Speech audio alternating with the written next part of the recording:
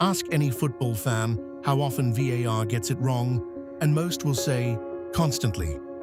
The actual number, from an independent panel of former players and managers reviewing every single decision. 96% of decisions are correct since VAR was introduced, up from 82% before it existed. One season, across 380 matches, the panel recorded just 18 outright errors. The gap between that number and what fans believe isn't a measurement problem, it's a bias. I'm a behavioral economist. Here's why a system that's right 96% of the time gets remembered as the villain of modern football. Think about which VAR decisions you actually remember. It's never the routine ones. The offside call that took 4 seconds, the penalty confirmed correctly without controversy.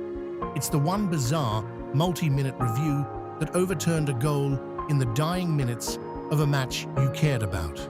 That moment gets replayed, debated, and turned into a meme. The hundreds of unremarkable correct calls from the same weekend get watched once and never mentioned again. This is the availability heuristic, working alongside loss aversion.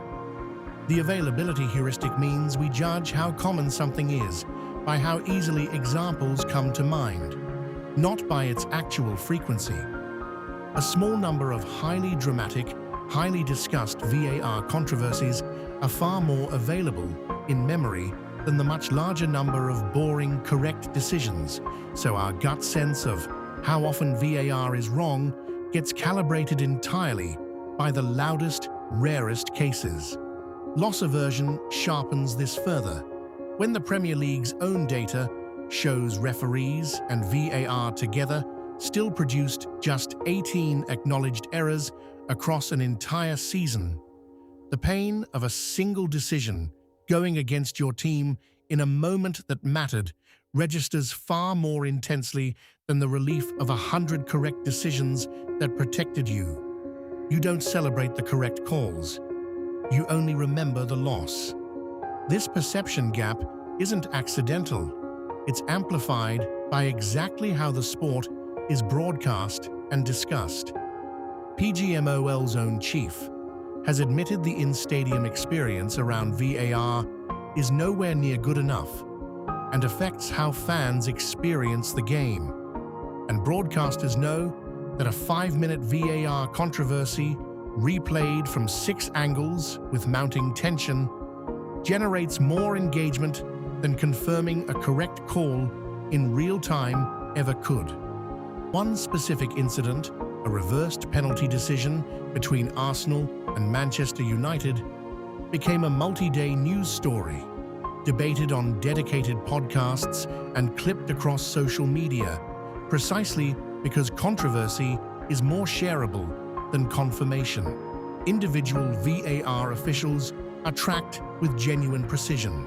One was judged across 30 appointments and 64 key match incidents without a single recorded mistake. Yet that statistic will never trend the way a single contested decision does. The accurate, boring data exists. It simply can't compete for attention with the vivid, infrequent error.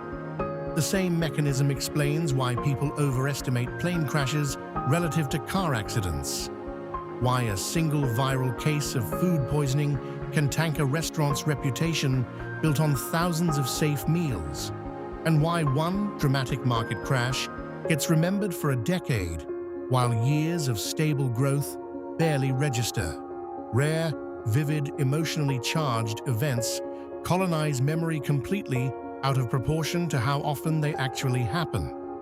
The fix is simple. Before judging how often a system fails, ask what the actual recorded error rate is, not how many failures you can recall. A jump from 82% to 96% accuracy is a genuinely large improvement, even if it doesn't feel that way after one controversial replay. Vivid isn't the same as common. I'm a behavioral economist, and this channel exists to show you the mechanism every week. If you'd rather see it than fall for it, subscribe.